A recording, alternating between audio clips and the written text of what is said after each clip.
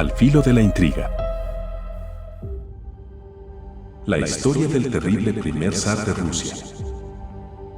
Iván IV Vasilievich fue un hombre que se ganó un sobrenombre no muy envidiable gracias a todas las barbaridades que perpetró en contra de su pueblo. El primer zar ruso se forjó el apodo de El Terrible por buenas razones, pero también liberó a Rusia de corruptos que querían ascender al poder.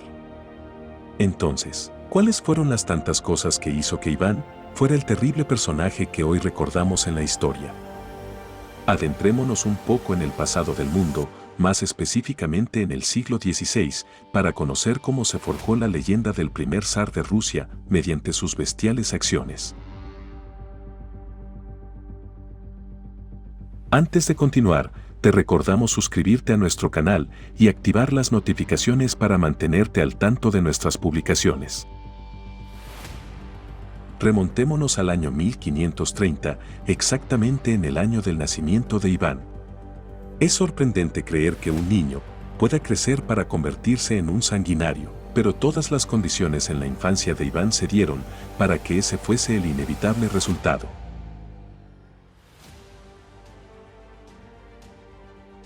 Fue el mayor de los dos hijos del gran príncipe Vasili III de Moscovia, nombre con el cual los extranjeros se referían a la Rusia de aquel momento. Para cuando tenía 3 años, su padre murió, y automáticamente se convirtió en el sucesor del trono del Gran Principado de Moscú.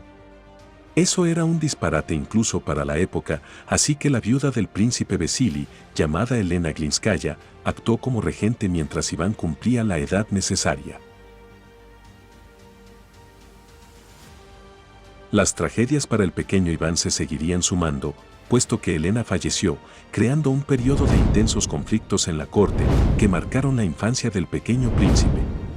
Varios clanes que actuaban como consejeros del gran príncipe mantuvieron una pugna sangrienta para ganarse el poder, mientras que ignoraban el destino de los dos huérfanos del trono. Si los cortesanos y nobles no estaban peleando, abusaban de los beneficios del palacio, e incluso el mismo Iván contó que uno de los cortesanos se atrevió a tumbarse en los aposentos reales, apoyando los codos en la que era la cama de su difunto padre. Al mismo tiempo, los nobles desatendían por completo a los pobres hermanos Vasilievich.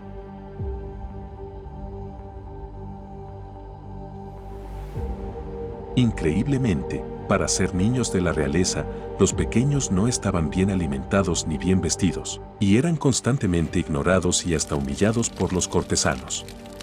El futuro zar paseaba por los pasillos del Kremlin con 8 años, representando un estorbo para los boyardos, que era la aristocracia rusa en esos momentos.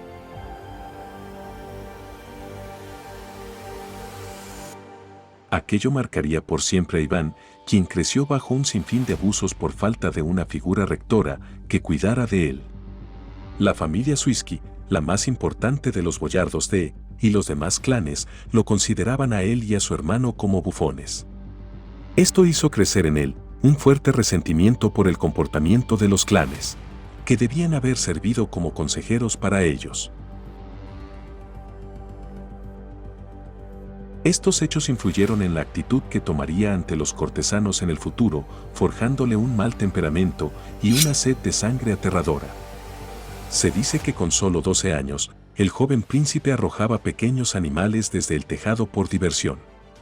A los 13 años, ordenó el arresto del príncipe Andrei Suisky, el príncipe de los boyardos, y este fue arrojado a una jauría de perros hambrientos que lo devoraron vivo. De hecho, esta acción marcó todo un referente para su carácter y le ayudó a forjar una reputación alimentada por el miedo y el respeto. Cuando tenía 15 años, cabalgaba por las plazas públicas, golpeando y robando a la gente sin realmente necesitarlo. Algunas son suposiciones que fueron escritas después de la adultez de Iván y podrían estar condicionadas a su comportamiento de cuando ya era adulto. Pero no cabe duda que estos hechos, reales o no, fueron casi un presagio de lo que vendría en los siguientes años del príncipe. Cuando cumplió 16 años, la corte consideró que ya había alcanzado la mayoría de edad y que ya era momento de su coronación. Su primer acto oficial como príncipe fue romper con la tradición moscovita al tomar el título de Gran Príncipe, pero también el título de zar. Ese término se usaba en Rusia para denominar a los emperadores romanos, además de designar a los khanes, quienes fueron los gobernantes tártaros que dirigían Kazán y Astracán. Zar también provenía de una variación antigua de la palabra usada para los títulos de emperadores bizantinos después de la conquista de Constantinopla.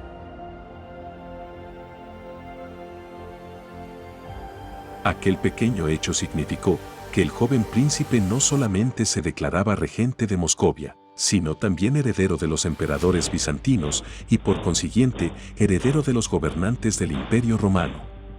Esta continuidad simbolizó para todos que Iván quería regir una tercera Roma. En los primeros años del reinado de Iván, su gobierno fue dirigido por sus asesores de confianza. En ese momento, introdujo grandes cambios en lo que respecta a la política interior, como un nuevo código legal y un grupo de reformas administrativas y financieras. Hubo un momento de paz cuando tenía 17 años, puesto que se había casado con una mujer que dio luz a su vida atormentada. Anastasia Romanovna le brindaría tranquilidad al zar, logrando calmar su carácter violento y intempestivo. No obstante, la paz no duraría mucho, puesto que Anastasia moriría súbitamente y sin causa aparente solo 3 años después de su matrimonio. Para Iván, este fue un recuerdo de la muerte sospechosa de su madre, aumentando la sombra de suspicacia que tenía en contra de los boyardos. Tal vez a partir de aquí, no comenzaría su cacería en contra de los aristócratas, pero se haría aumentar su sed de sangre en el campo de batalla. Atormentado y deprimido por la muerte de su amada, se lanzó hacia la guerra sin piedad. En 1552, los rusos conquistaron el Kanato tártaro de Kazán y en 1556 anexionaron el Kanato de Astracán, cumpliendo al simbolismo que Iván se había hecho sobre su imagen con la elección de su título real. Estas victorias significaron que Moscú ahora controlaba toda la cuenca del río Volga, abriéndose enormes oportunidades para el comercio.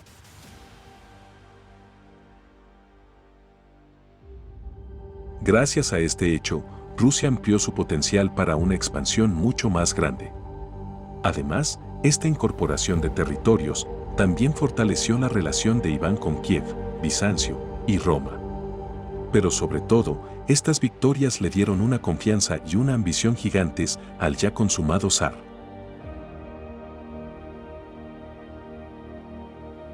Sin embargo, el zar no pudo mantener su ímpetu para sus siguientes planes. Dirigió su atención hacia la toma del oeste, específicamente en Livonia, pero fracasó tras las primeras campañas. Así sucedió la Guerra de Livonia, que involucró un conflicto entre varias potencias importantes de la región y tuvo una duración de un cuarto de siglo. Gracias a la sucesión de derrotas en la Guerra de Livonia, a finales de 1583, Iván tuvo que renunciar a la mayor parte de sus demandas y el coste de la lucha creó tensiones en su país, gracias a las pérdidas humanas y los daños económicos. A partir de este momento, fue que el zar comenzó a tener sospechas sobre la lealtad de sus consejeros y jefes militares. Y para alimentar más su paranoia, muchos de ellos habían desertado violentamente.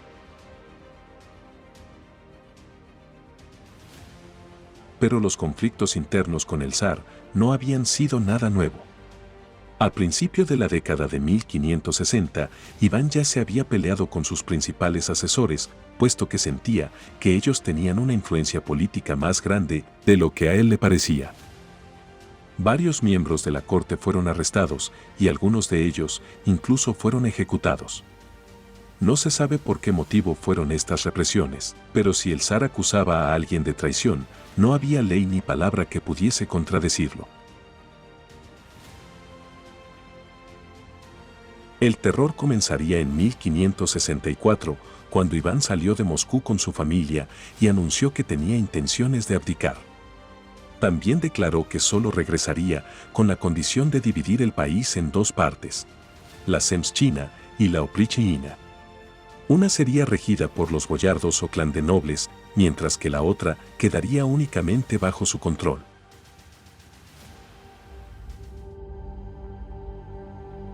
Sus condiciones fueron aceptadas. La oprichnina fue administrada por él y sometida bajo una fuerza policial especial llamada oprichniki, quienes estaban encargados de reprimir con mano dura a cualquier intento de oposición. Bajo la paranoia de Iván, esta fuerza de hombres arremetió contra la ciudad de Novgorod, acusada enteramente de conspirar en contra del zar. Toda la población de la ciudad fue masacrada y sus propiedades saqueadas o destruidas. Pero ese no fue el fin, porque apenas Iván tocó el suelo de Moscú, se dedicó a ordenar ejecuciones públicas y en masa para castigar a los supuestos cómplices de la traición en Novgorod. Los años desde 1565 a 1572 se conocieron como los Años Oscuros, que hicieron justicia al ahora sobrenombre de Iván, el Terrible. Las políticas represivas del zar continuaron y su comportamiento excéntrico se acentuó a niveles increíbles. Se casó por segunda vez con la princesa María Temriukovna, pero luego contrajo matrimonio otras 5 veces, aunque se duda de la legitimidad de estas uniones. El zar también fue acusado de un insaciable apetito sexual. Se cree que prefería a las vírgenes y que en toda su vida le reclamaron vástagos de hasta 1500 muchachas. Rumores más, rumores menos, no hace falta exagerar para dejar en claro que el hombre había estado fuera de sí por mucho tiempo, por no decir desde siempre. Pero la cumbre de su neuroticismo no lo alcanzó sino hasta la muerte de su hijo, el único que le quedaba de su primera esposa. Se cree que el zar arremetía en contra de la esposa de su hijo Iván Ivanovich por su manera de vestir. Después de golpearla con su bastón, Ivanovich apareció y tuvo una discusión intensa con su padre. En un trance dominado por la violencia y sus impulsos, golpeó a su hijo con el bastón en la sien, provocándole una lesión fatal. De allí surge la famosa pintura, llamada Iván el Terrible y su hijo, de Ilya Repin, que escenifica a un zar fuera de sí, aturdido y tendido en suelo con el cadáver de su hijo en brazos.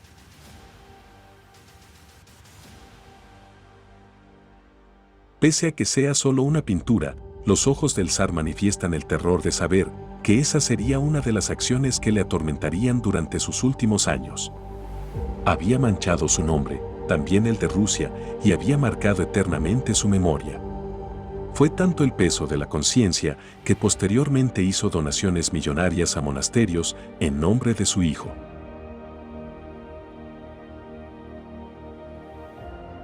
No obstante, al zar no le quedarían muchos años de vida.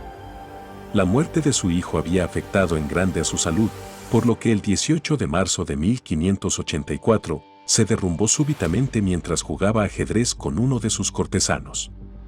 No murió bajo una conspiración ni en el campo de batalla.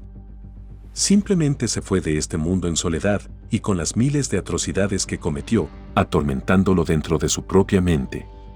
Si te gustó este video, dale me gusta y compártelo con todos tus amigos. Si eres nuevo en nuestro canal, no olvides suscribirte y activar las notificaciones para seguir disfrutando de nuestras novedades. Recuerda, la historia es un incesante volver a empezar.